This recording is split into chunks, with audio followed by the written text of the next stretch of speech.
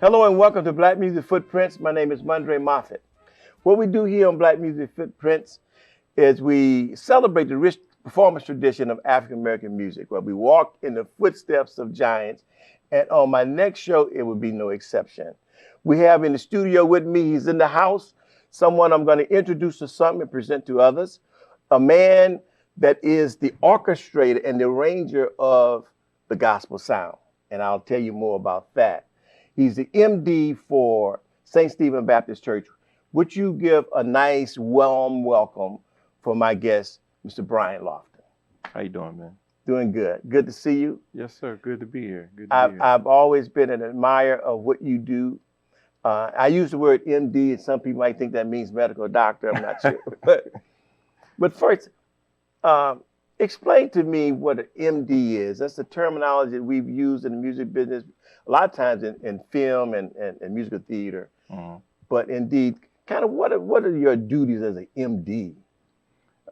So basically, being the music director or the musical director, basically I'm responsible for all things band, if that makes sense. So scheduling, making sure that services are covered, with the musician, making sure that the band knows the music, they have the music, they're rehearsed,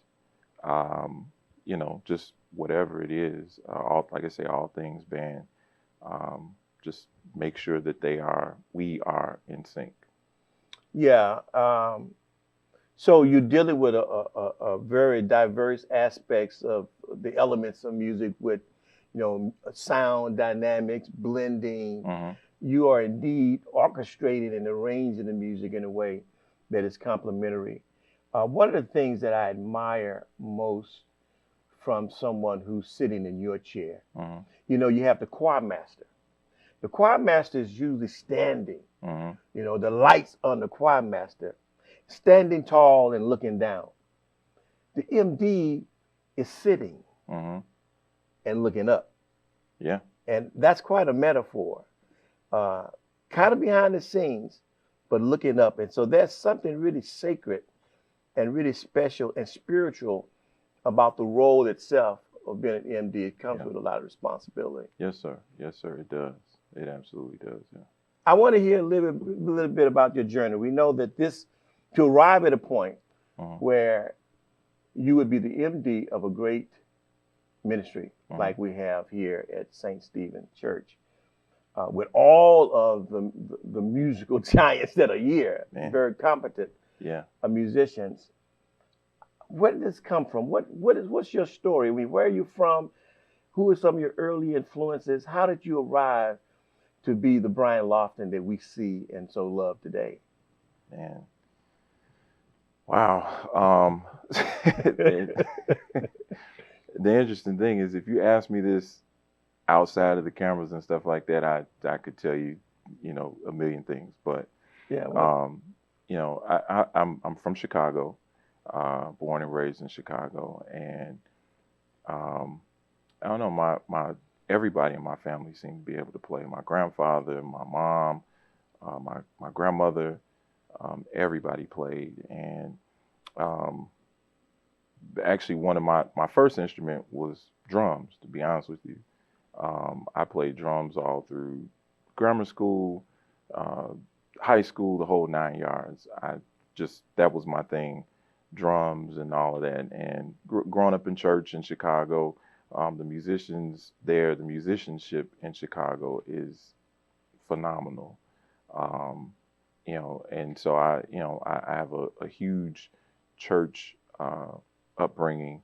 Um, like I say, my family played, my grandfather played for several churches on Sunday. So I attended with him and watched him do what he did. He played for a Methodist church, he played for a Baptist church, different types of music every week. So um, I was fortunate enough to grow up under um, someone like him. His name was William Webb, from Chicago Heights. It's like a suburb of Chicago, and he played and taught me how to play to a large degree.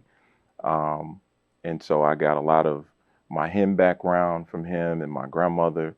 They played so many hymns and spirituals and that type of stuff. So I got a lot of that from them, um, and just the older I got, I branched out into um, keyboard and playing bass, and I've been fortunate enough to play for some really wonderful people in the gospel industry. Um, some really wonderful churches in Chicago. I played for a long time at Bishop Larry Trotter's church in Chicago, Sweet Holy Spirit. I was a music director there for quite a few years. No, yeah, I was just like I said, I was fortunate enough to play and be a part of their ministry and play on the countless records with Sweet Holy. I played for Vashawn Mitchell, the few people from Chicago, Malcolm Williams. So I mean, so just so many different people. I've been able to be a part of their ministries, and I that's kind of where I started at. Well, that's, when our ancestors came here to this, over the diaspora and slave ships, um, it was a horrible experience. And all they had when they arrived here was their memory and their imagination. And so what I see from you is that you have a lot committed to this memory. You inherit this memory of our ancestors. Yeah. Because I can only imagine, you mentioned the hymns that your grandfather taught you and all these, the church songs, the gospel, and all the different artists. You're able to retain all this information. And how many songs do you know hundreds of songs. I was going to ask you how many songs you know, but that's probably impossible for you to come up with a number. But you must have a lot of music that you already know. Yes, sir. From the committed to memory. Yes, sir. Yes, sir. Yeah, and so I was going to see, you what I've defined as kind of like a typical church musician, in the sense that playing all the instruments. Oh, yeah. I talk with so many musicians in the church, grew up in the church. Well, I started on drums. And I said at the introduction that you, were, in essence, a master of the gospel beat, not really knowing that you were a drummer. You played, I want to say that you were one with a handful of keys, but being the keyboard player that you are, and constantly orchestrating the sound of your musicians. But and then the bass, we learned that you had the bass experience. So you really know what the role of each instrument should be, and how they should, fit into the scheme of things, And so that's really amazing that you're gifted in that way. But when your grandfather was teaching initially, how much was it was observation, and how much of it was hands-on? I think I would say it was 50-50, honestly, because he, I would say it was 50-50 because I got an opportunity to go with him on Sundays when he played. Like I said, I think he played for 3 different churches on Sunday, and we started at like 6 o'clock in the morning.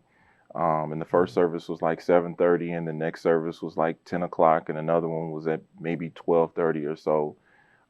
And I got an opportunity a lot of those times. I was the drummer when I was little.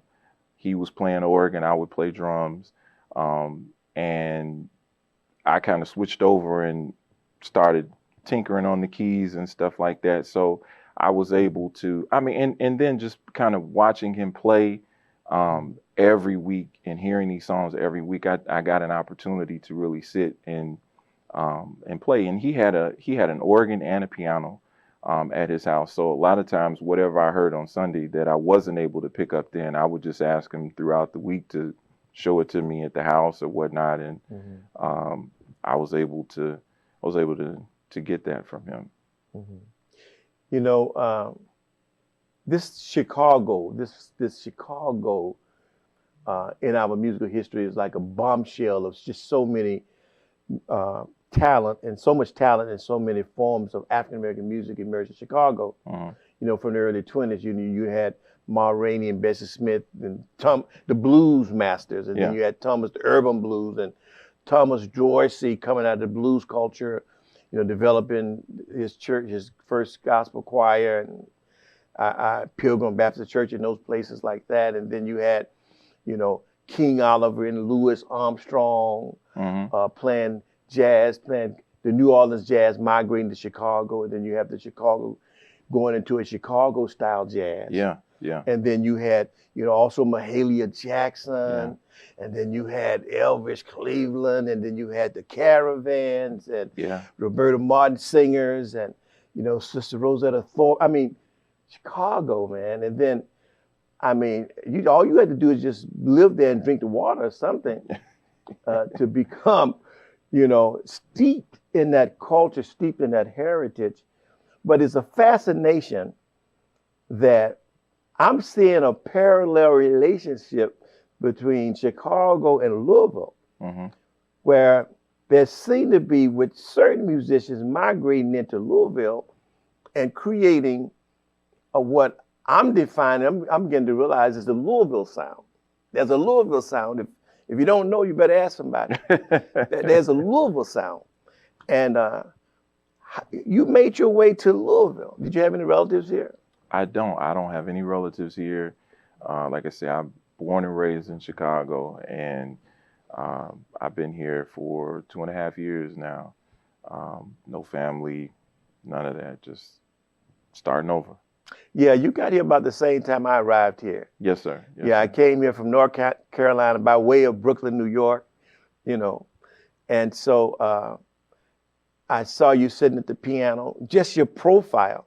See, you know, it's like that also, that symphony conductor who's conducting these masterful pieces, but his back is turned to the audience the whole time. Yeah.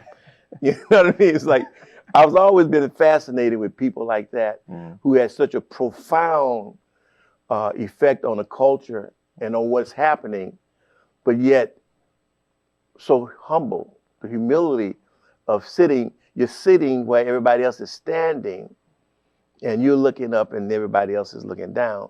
But it takes a lot of humility to sit in that seat, and confidence, and extraordinarily effectiveness and skillfulness. You're a craftsman. Your craftsmanship is just par excellence, and I just want to commend you. Oh, bless you, man. I've been watching you for at least 2 years now. I've seen you do Earth, Wind, and Fire.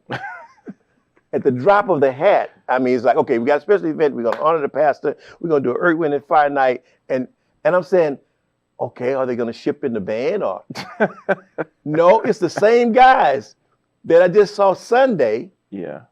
Under your EMD leadership, conducting this Earth, Wind, and Fire music. I don't know the difference. I mean, it sounds great. And you're able to make those adjustments.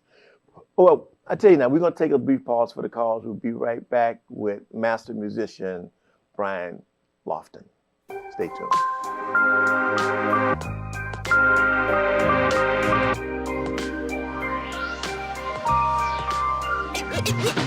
Did you know that the word alma mater comes from the Latin meaning nurturing mother? One of our primary objectives at Simmons College of Kentucky is to nurture late bloomers. So it doesn't matter if you struggle through high school just to graduate, or even if you earn your GED.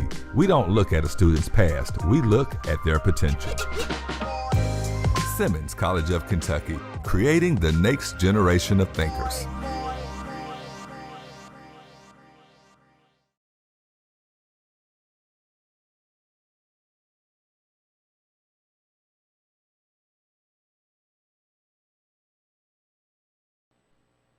Yeah, we're back with musician extraordinaire Brian LOFTON, MD, music director for not his first rodeo, by the way, but he is at St. Stephen Baptist Church in Louisville, Kentucky. Outstanding ministry, second to none in terms of the musicians here that he has to work with. And so I am just delighted to have you again in the studio. I wanted to ask you, like I said, I know you know many pieces of music. Mm-hmm. I want to ask you about what might be one of your favorite hymns or one of your favorite gospel songs to play. Man, there's so many. Coming from Chicago, and this might be a little simple. And honestly, I'm a simple guy when it comes to music. A lot of times, just because I think the way that I hear or listen to music and the way it makes me feel, sometimes I think it's just different than others. But coming from Chicago, there's a choir. There was a pastor from the west side of Chicago named Milton Brunson and the Thompson Community Singers. And I grew up listening to all of their music. My dad used to play them all the time around the house. Choirs in Chicago, everybody would sing their music. And there was one song, it's called Rest for the Weary. It's kind of upbeat tune, but man, every time I hear that song, I mean, if it's 5 years or 6 years that goes past and I don't hear it, if I hear it again, man, it's just the way that it makes me feel, man. It's like I'm hearing it again for the first time. So I would probably say it's probably one of my favorite songs to listen to, and probably I would say to play as well. Rest for the Weary. I look forward to checking that out. Yeah. And you also, play it as well and get the same type of response. Oh, absolutely. It's a fun song. It's just got a groove. It just gives me a certain type of feeling, man. It just makes me feel really, really good. And it's just something fun to just play around with, But like I say, I've been listening to that song since I was a young boy. And still, literally to this day, it still gives me the same feeling that it did. It's like pure nostalgia. Mm-hmm. What about in the hymns department? Let me see. I don't know. As hymns, I would probably say Blessed Assurance. Oh, I was right on my mind. Yeah, Blessed Assurance. Yeah. I was serving as a minister of music of an instrumental department in Oakland, California, Allen Temple Baptist Church. Mm-hmm. Outstanding ministry. And that hymn, Blessed Assurance, we knew that if we really wanted to get the congregation up and involved and on their feet, mm-hmm. That Blessed Assurance was the song to do it. and so not only that, we would play it in different time meters. So if we played Blessed Assurance and 4/4 time mm-hmm. and duple meter, people would enjoy it, they would be with it. But if we put Blessed Assurance and triple meter in 3/4, okay, I guarantee you they were on their feet. Yeah. It's something about that 3/4 time that resonate with the church. Were there any songs that in your experiences that you knew that would really, the church would like, oh, it was a bright spot, a shining star within the congregation? Yeah, I would say yes. But I also think that it absolutely depended on what church you were at, because there's some songs at some churches that are just staples there. And it doesn't matter, when you pull them out, if you sing them. Matter of fact, there's some churches where you can play a song every Sunday and sing the same song every Sunday, and every time you sing them, if it's a staple, they're going to get up and go with you. So, but I think in my experience, it's really been more about, what kind of church. Yeah. I can understand that. So Blessed Assurance is one of the great hymns of the churches, no doubt. It's just universally loved. And so your job as an MD, a lot of times you're taking on the role of playing an accompaniment to either choir, full-blown choir of different voices. Yeah. Or also playing accompaniment to maybe just an individual singer. Yeah. And so is there a particular thing that you've learned over the years with how to that you can share with how to really be a musical accompaniment to someone, yet at the same time have a very interesting role in terms of the musicality of what you're doing. If you understand what I'm saying. Absolutely. I would probably say less is more. Ah, Less is always more. That's something that I've been taught, and I know that you've probably been taught as well. Less is yeah. more. That's one of my favorite sayings. Yeah. And I never Yeah. said it to you, but yeah. Yeah, less is definitely more. And just be attentive. Be attentive to what's being sung, and be attentive to the environment that you're in as well. Um, and play from your heart. You know. Wow. Now, I don't want that moment to slip by, but the profound response that you just made, be attentive, Mm-hmm. less is more, Mm-hmm. play from your heart. Yes, sir. Those are very instructional things to becoming a musician at the highest level. Yes, sir. Because most musicians tend to want to, play everything they know. Yeah. you know, I can play fast, I'll play fast, but can you play slow? Is the Yes, question. sir. Yes, sir. And so that is very, very. If one can keep those things in mind, I think they'll be okay. Absolutely. Absolutely. I agree. And so you convey this to your musicians, and keep it simple. Be attentive, Yes, sir. because there may be times when you need to bring it up, Mm-hmm. not only in rhythm and add notes or in volume, Yes, sir. dynamics, Mm-hmm. all those attributes and ingredients that it takes to make a cake, as I say, to make music. But you can't make a cake without the flour, the sugar, the butter, and all those things. Absolutely. And so music is like that. You need to have accessibility to all those things, and then also knowing knowing the ability of your musicians. Yeah. Yeah. To select. It's a lot of craftsmanship that goes into being a leader. An MD is a musician's musician, truly a musician's musician. It's the person that we look to get our inspiration as we deliver the message to the people.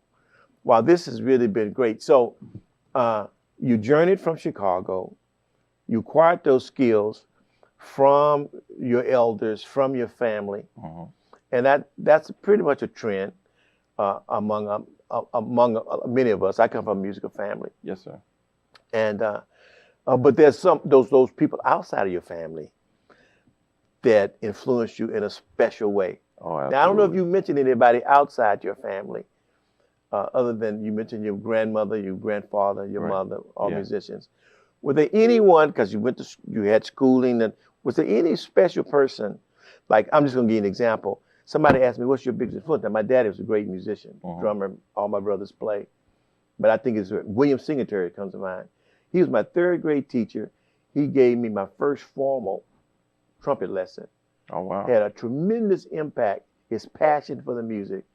He's the first. I call his name first, always. Oh, wow. Who's your greatest influence? William Singletary. No relationship. Is that you have somebody like that? I really do. So I play piano, I play organ, drums, bass, and all of that. But when I really developed a love for playing organ, I remember I was probably about 12, maybe 12 or 13, and I used to listen to the radio at night. Like on Sunday nights, Sundays in Chicago on the radio was just a it was just it was great. You listen from maybe 12 o'clock until 12 o'clock at night. There's a different church coming on every hour. And I remember I was listening to the radio one night, and this church came on. I had never heard it. And this guy was playing the organ, man, and oh my goodness, man! The stuff he was playing and the way that he was I won't say manipulating the service or the organ, but the way that he just maneuvered on that organ, man, was just phenomenal. His name is Ernest Allen Jr. He's a phenomenal musician, man. And I got an opportunity to meet him at a very early age. Actually, his dad and his mom had a music studio. They would teach musicians how to play by ear, the Allen Music Studio in Chicago. But he taught me almost 75% of what I know, at least, about how to play in church, organ decorum, church decorum, the way that he handles music, man, it's just incredible. And he took me under his wing at a young age, and even now we still have great relationship. But I would say that he's definitely been that influence for sure, that person that, yeah. Give me his name again. His name is Ernest Allen Jr. He's from Chicago. Allen. Unsung hero. Oh, yeah, yeah. Unsung. I would love to hear him. I would love to hear your grandfather as well. Yeah. You used this word now, church organ decorum. Yeah. He taught you organ decorum. Yeah. That's something we need to have in school. I'm a professor at Simmons College. Maybe I'm to design a course called organ decorum and have you be one of the teachers. And church, you said church decorum.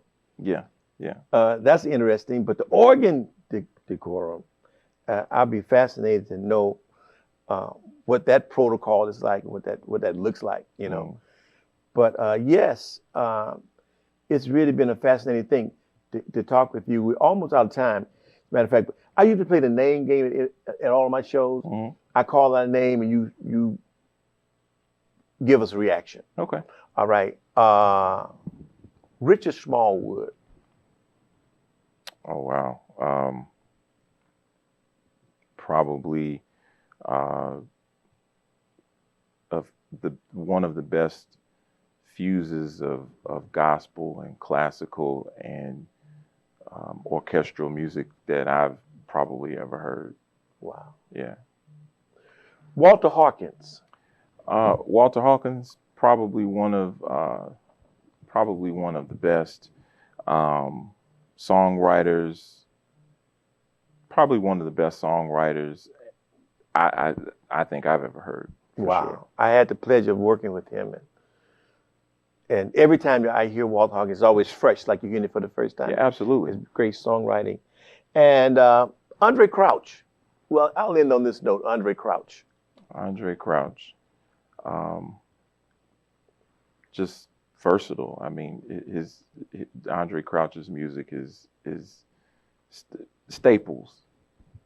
They are staples in the black church and our culture. His music is just a staple. You can go to any church or anywhere and hear his music.